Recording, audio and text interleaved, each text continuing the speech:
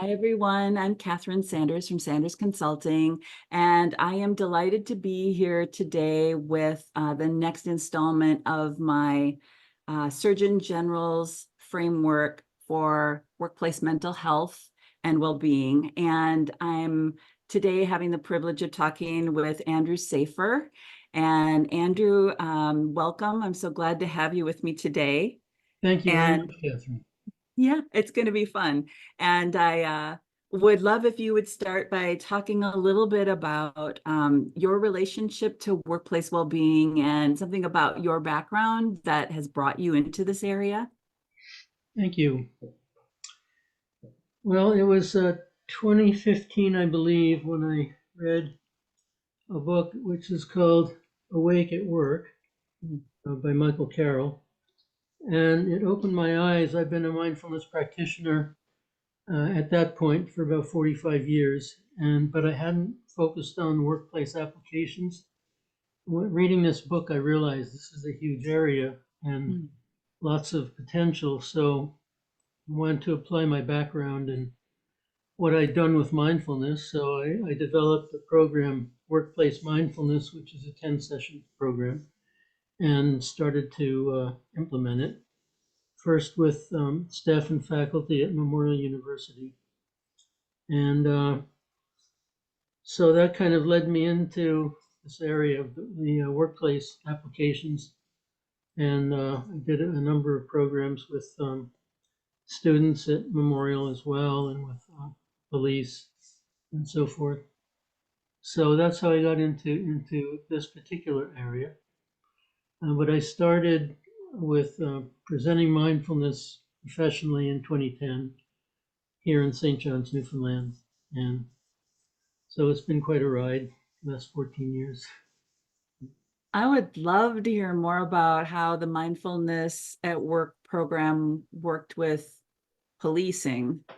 Mhm. Um, because talk about a high stress occupation, right? That's tremendously stressful. So Yeah. yeah, if you wouldn't mind sharing a little bit about what that was like, I would love to hear. Yeah. So there was a combination of um, civilians and uniformed police in the group. There were 10 in the group. And so it was once a week we met, and it went on for 10 weeks, so 2.5 months. There was very good involvement, and they stayed with the program, and right to the end. And of course, they have different responsibilities, so sometimes they have to maybe see a recording or whatever. But it was a great group, and there's one thing that pops into my mind here, thinking about that was a few years ago, 2021. But I remember we had a section on digital distraction, which was one of the last sessions, and they got a lot out of that one, and particularly about multitasking. Like they hadn't thought about uh, that multitasking could be a problem and maybe not that healthy for mental health. And so they got a lot out of that particular point. But with mindfulness, there's a whole way that it can help us become less reactive and more responsive, which is really relevant for a police officer. If you think about some of the tragic deaths that have happened because they had a gun there at the wrong time, for example. So there are a number of areas that I think were beneficial. Yeah, in that case. Yeah, so the intention of the program with that group was not only for their own personal health, but also for their service to the community, that they would be able to de-escalate things, or Yeah, does it fit with the de-escalation training that I assume most police officers must go through? I think it does, but it also, to me, there's been a strong uh, emphasis in people talking about mindfulness applications and benefits, decision making. So in the Mm. corporate world, they talk about decision making. So if you can think, and it goes back to being less reactive. So, and less impulsive. So if there's something happening, you got to make a decision. You can step back in that moment, have some perspective, and then consider it. It's going to be a better decision, right? So I think thinking about it that way, it really could be beneficial in their work, and it would apply to what you're talking about. That's fantastic. Yeah. Oh, that's very cool. So I'm sure that we can come back to more of these examples with different groups that you've worked with, but like I've done with everybody else I've spoken with, I'd like to just share the Surgeon General's framework here and ask you, when you look at this through your lens and your expertise, what stands out for you? What parts of this speak to you the most? Catherine, I was looking at this just a little while ago, and it seems to me that each one of these has elements, at least one element, and in some cases, a couple of elements for mindfulness that are relevant. So if it's okay, I'd like to kind of go through what I noticed there. The first one is on physical and psychological safety. At first, I wasn't sure, but with mindfulness practice, we get to know our own mind better because we're taking a break from the normal involvement in our day, and we're experiencing our own mind and whatever's going on. So we get to know ourselves better. I think that's really important. And in mindfulness, we talk about self-awareness. So we're developing self-awareness through that process. And I think Socrates was the one who said, "Know thyself." So I think that's a very important pillar when we're talking about psychological safety. If we don't know ourselves, we're not really in a position to protect ourselves. So it's really a self-protection. That's what I thought of in terms of that one. The next one, connection and community. And they talk about loneliness, Mhm. which can be a huge problem, obviously. And I think some people are actually dying of loneliness, so it's a big problem. Um, the mindfulness practice, it looks like it probably looks like an individualistic thing that the person's doing, but it's actually opening the person up to the existence of a world beyond the one that they're creating themselves, beyond their own version of things. And so that opening is the development of awareness. And I think that could be very helpful in terms of the loneliness. Loneliness factor is feeling like you're cut off from the world and it's just you, and you don't have any backup and all that. Where if we can start to connect with a bigger vision and a bigger world, then we're going to feel more connected to others, right? So that was one thing that occurred to me. Please jump in here, if you have anything you'd like to say. Well, I do want to agree with you that loneliness is a huge issue. And in fact, this same US Surgeon General's office has a whole report on social isolation and its impact on health. So what you're pointing to is a huge issue. Yeah. Mm-hmm. Yeah. So there's mindfulness relating to the present moment, in a direct way.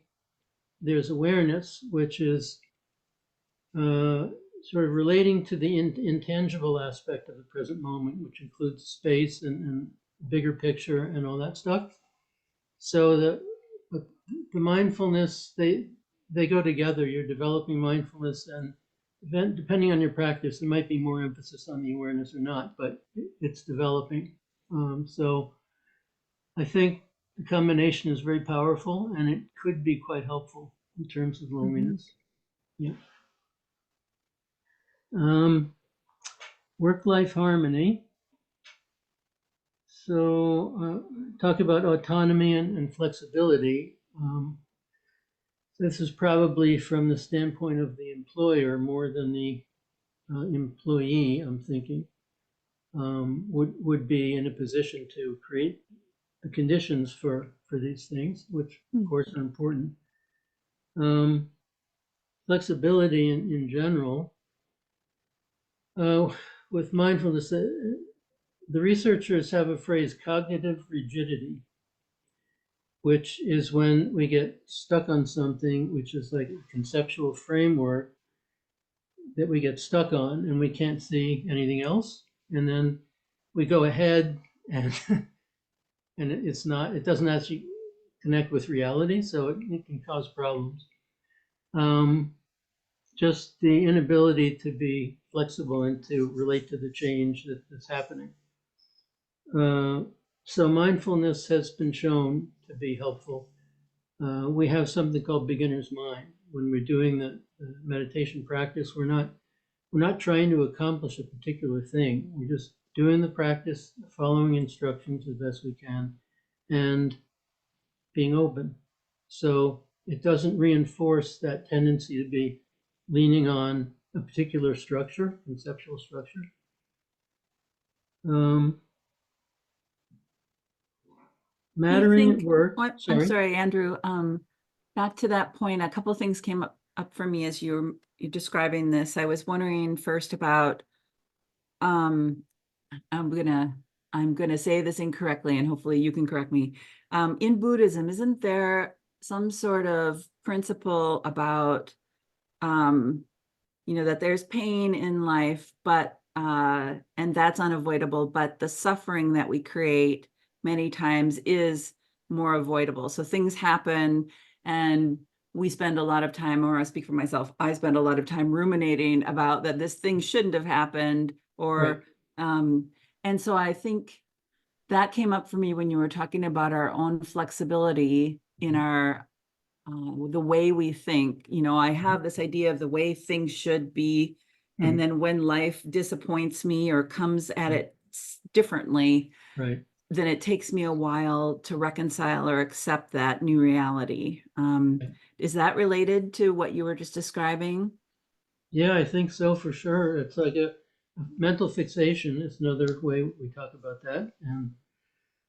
And resilience is when we can handle those kinds of disappointments and upsets, and that we recover fairly quickly. And not being very resilient would be, something you get thrown a curveball and you're kind of thrown off for a good while, right? So building resilience is really important, and that is connected with mindfulness as well. And I'll just add on, in this work-life harmony piece of the Surgeon General's framework, I think a lot of people recently, since the pandemic, are very focused on flexibility, meaning the ability to choose whether or not to work remotely. I think that's a very common way for people to interpret that now. And Yeah. I think there is a danger in thinking that remote work works for everybody all of the time, whereas it might not, right? And it might work for an individual at a certain point in their career or a certain point in their family life and not in another. So I like this idea of the flexibility being offered by the employer, of course, but then the employee continuing to evolve their own understanding of their own needs as well as their Yeah. family's needs, right? So I think they Yeah. do fit together really nicely. Yeah, I interviewed about half a dozen people for my book, my new book. One of them was an academic administrator at the university who was a pretty senior person, and he was talking about conversation he had with one university employee. I don't know if it was a professor or what, but someone who worked there.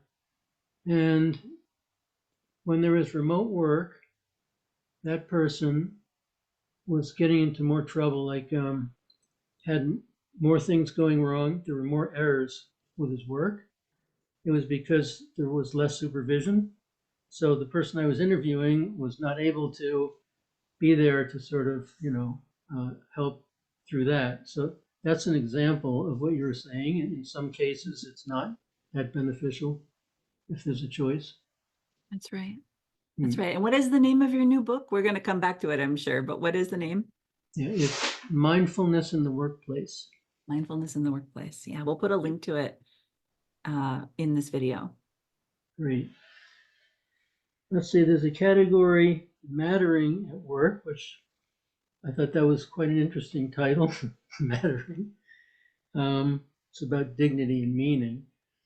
And there's a principle or a concept known as basic goodness, which is talking about our intrinsic worth and our capacities that every human being has, and capacities for things like kindness, compassion, wisdom, openness, those kinds of things. And we all have that. Nobody can take it away from us, and we can't go and get any more of it. We already have it. But Wait, usually, I'm not going to get any wiser. I'm a little disappointed now. well, we have that potential and that capacity. Whether we're tapping it or not is another matter. We tend to not be tapping it much. It gets covered over, and we get involved in all kinds of other things. So the practice kind of helps to expose it, I guess, to the practitioner. And when that happens, you can't be dogmatic about this, but there's sort of a feeling that there's something really, it's genuine and it's there and it's powerful, and it's their own experience. So there's a feeling of worthiness that comes with that, and a lot of us have issues with feeling unworthy, and it has to do with our upbringing and different things. But those feelings of unworthiness prevent us from taking a step forward in our life, right? So because if we don't believe in ourselves, then nobody's going to believe in us, and we're not going to be able to do anything. So cultivating this connection and awareness of basic goodness is quite significant. And I think when we talk about dignity, if someone feels basically unworthy, they're not going to be able to relate to their dignity, right? It's going to be suppressed. So that's one way that it can be encouraged and developed. Opportunity for growth was the last one, learning and a sense of accomplishment. Again, this to me, it goes back to basic goodness again, because when we see we have these capacities, it opens things up in a way that we can't really define the limits, like it's new territory, and we sort of discover it gradually over time. So this opening up is developing awareness, and the opportunity for growth. Let's say in a workplace scenario, the boss is creating an opportunity for the employees, and they can grow through that. If the boss doesn't have any sense of what I'm talking about, they could use different words. It doesn't matter what the words are. But if the boss doesn't believe in those individuals having capacity, these wonderful capacities to grow, then the chances of a program like that working are going to be probably slim. So yeah, that's one example. Yeah, thank you. I really like that. Those descriptions speak to me, and how, what we believe about ourselves and each other really shapes the workplaces that we design. If we believe in basic goodness, that leads to assumptions about who we can trust, right? And as you mentioned, ourselves, but also each other. So yeah, I really relate to that. So I know that you have your own consulting practice, and now you have a book that probably describes exactly what I'm going to ask you next. So I know you can't explain all of it, but if you were to give some advice to a group who wanted to implement something related to what you just described, where would be a starting place that you would recommend people think about? Okay. I hate to sound self-serving, but this book is, it seems to be really well suited for what you're talking about in your question. Um, so it's called Mindfulness in the Workplace, and I'll just hold it up here. So it's going to be published in about 2 or 3 weeks. So it'll be available on Amazon then. But it's not going to have this cover. We decided to change the cover. That's another story. So there are the mindfulness practices, which are step by step laid out, and there's guidance about, engaging with these practices and so on. And there are workplace scenarios that are meant to illustrate the relevance of these practices in the workplace, right? So they're mostly fictionalized, and I tell the reader that. But there are examples. Might be an ethical dilemma that the employee found an indication of theft, and is and figures that it was the boss who's guilty. Yikes. So is wrestling with whether to bring that to anyone's attention or not. Losing sleep, and that's just one example. But so there are different exercises and practices introduced along the way, and there's evidence-based research, particularly on problem solving and innovation, and on compassion, those chapters. Do you mind if I'm going to back up a little bit? So when you let's say before the book came out, people would hire you to come in and work with them, like you were describing the police example earlier in our conversation today. Yeah. Now, do you find that it's useful to make it like optional for people to participate, or should, if you were a department chair and you read this and you're like, I get this, I want this, and I'm going to make it mandatory for everybody to come to mindfulness training, what do you recommend how things progress? Yeah, that's a great question, Catherine. I do not recommend making it mandatory. Some people are not ready for it, and they're not going to engage with it if they are sort of forced into it. It's very personal,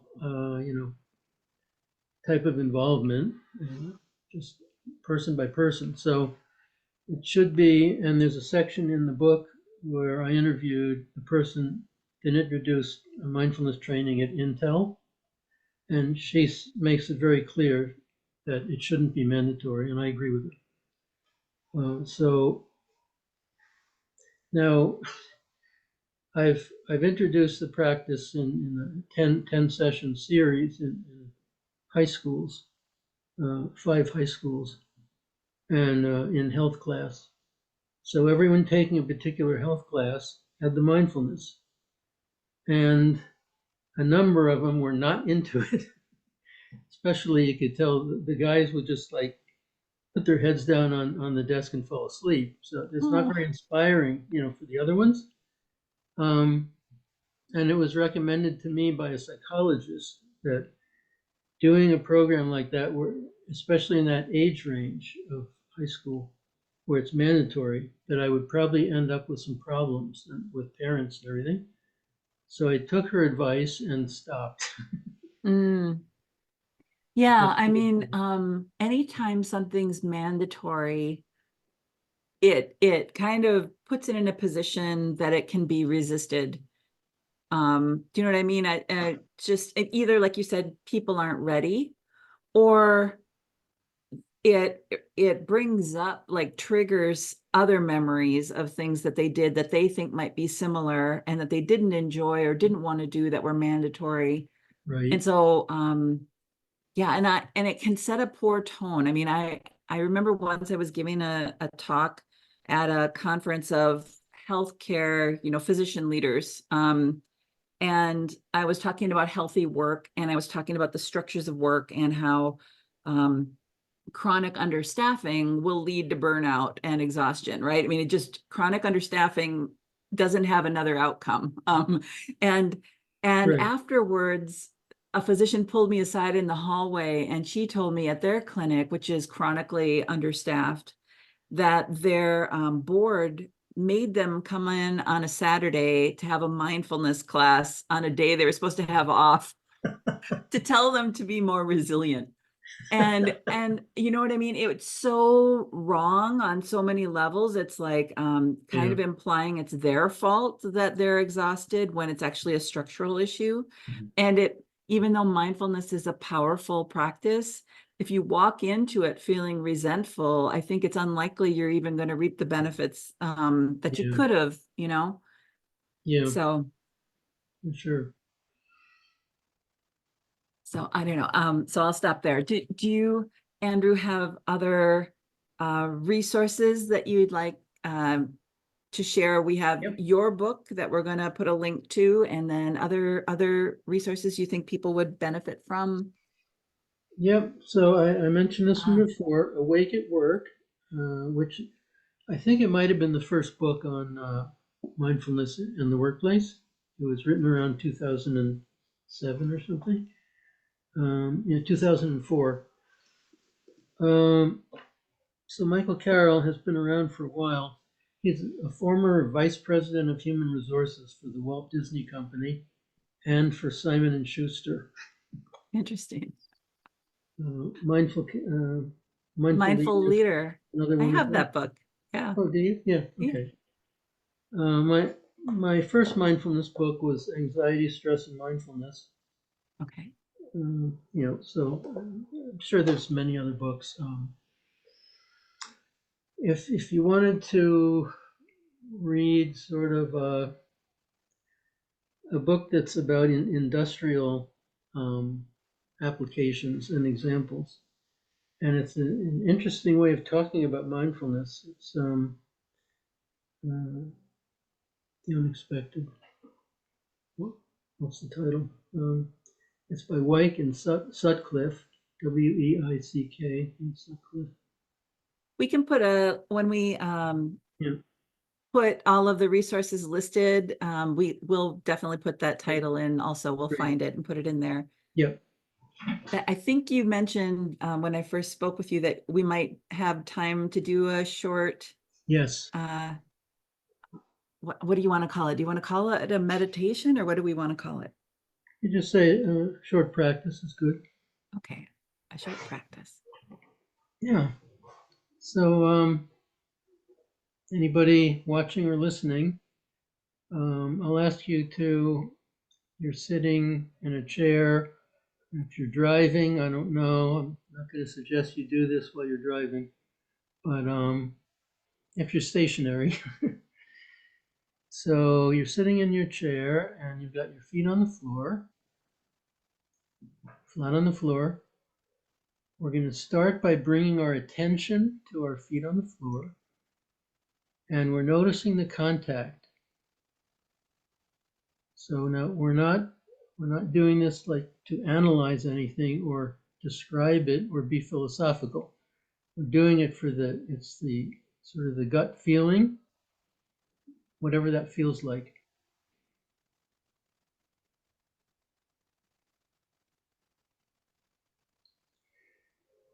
Obviously, our feet are on the floor most of the time, but we're not aware of this.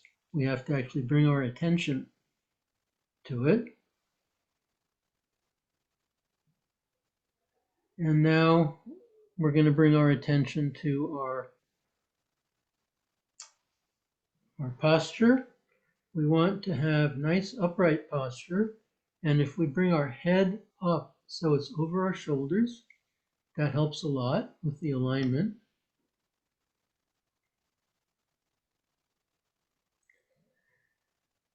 And we can just let our shoulders drop and we keep our eyes open. We're just looking out, but we don't have any objective.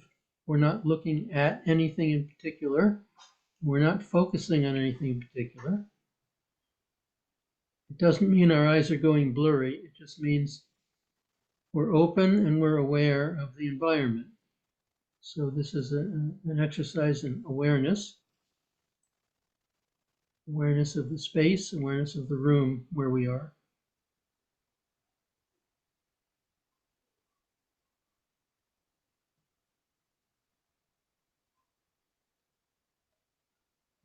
Now we're going to bring our attention to our natural breathing, not changing our breathing at all. And we're just going along with the natural breath. It has its own cycle. Sort of resting on the breath as it moves in and out.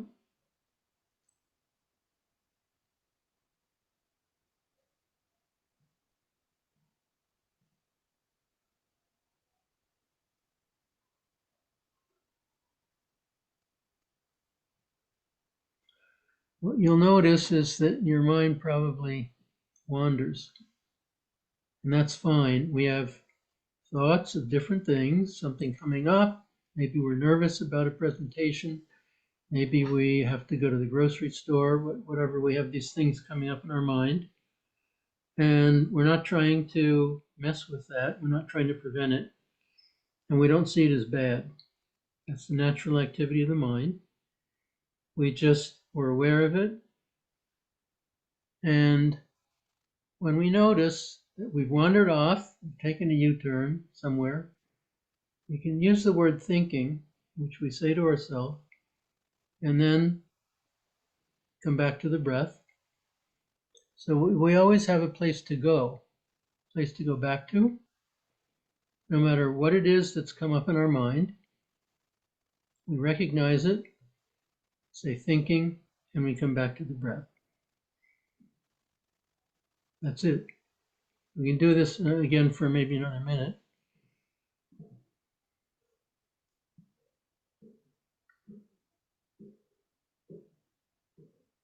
It's really restful. I don't want to stop. Yes, so no matter what comes up in our mind, we don't have to worry about it. We don't have to engage with it. We don't have to do anything. We recognize it. It's a thought. We don't get involved with the content. We notice it's a thought. And we come back to our breath. Very simply, without judgment. We're not judging our thoughts or ourselves.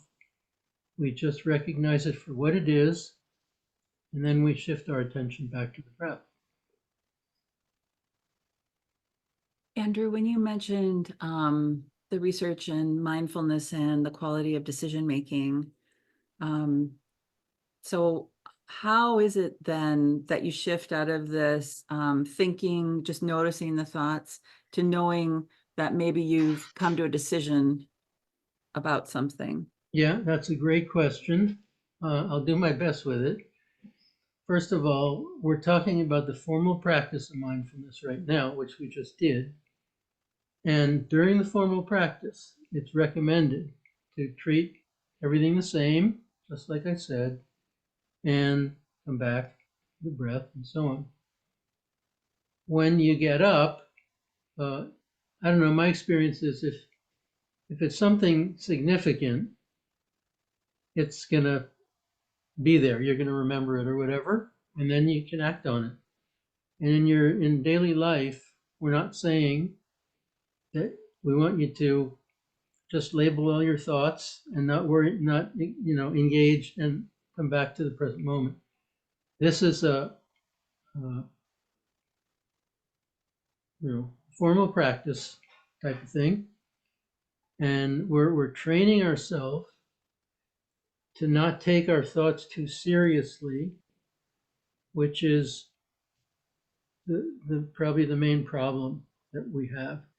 And the suffering that you mentioned before, Catherine, comes from taking our thoughts too seriously.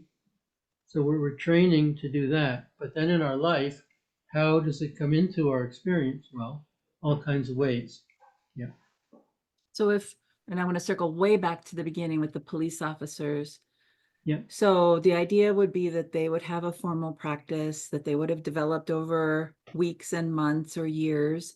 Yeah. And then in the moment when they're faced with making a decision, it's not that they take a 5-minute timeout to go Right. separate themselves, but somehow there's a sorting that they're able to do that's different than before they had the practice. Is that how it goes? Or Yeah, that's another great question. I'll say that the way I say that is that there is a better chance that that officer will be able to make a better decision. Okay, but there's no guarantee that's actually going to happen. But that officer will have the training that will support him or her in that moment, will be supported by what they've been doing in their practice, and hopefully it's going to have an involvement, right? Yeah.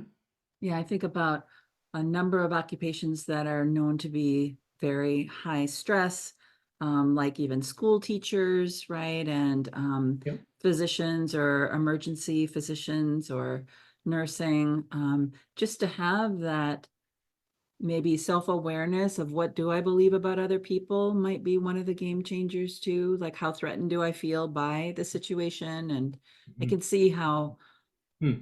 it could Yeah. take a lot of different shapes. So Yeah, for sure. No, the basic goodness can come in, all kinds of places, for sure. Yeah. I love it. Well, thank you for that practice, that sampler practice, and for your sharing today. Is there anything else you'd like to add before we end today's conversation? I think mainly that if this is, piquing your interest, anyone out there, the main thing would be to give it a try, to get started on it. If you can connect with an authorized, teacher, great. Or there's different ways nowadays with the web, and but you can actually do the practice now because you've already done it with us. But the thing is not to expect results, especially in the short term. That's probably the biggest pitfall with people who are starting to do mindfulness practice. They have an idea of what they think should be happening, which is sort of what you were talking about, expectations, and what they want to be happening. That's not happening, and so they figure it's not working and they move on. It doesn't work like that. You do have to have enough inspiration and motivation to keep going, for sure. In different way, reading different books and so on, and seeing things, videos, whatever. There are ways that you can, continue to have that momentum, but not to be expecting to see certain results. Yeah. If I could only drop most of my expectations, I'd be a much happier person, I think. Just like- Yeah. Well, thank you so much, Andrew. It's been a pleasure, and I look forward to reading your book. Thank you. Thank you, Catherine. I've really been honored to be here with you. Okay.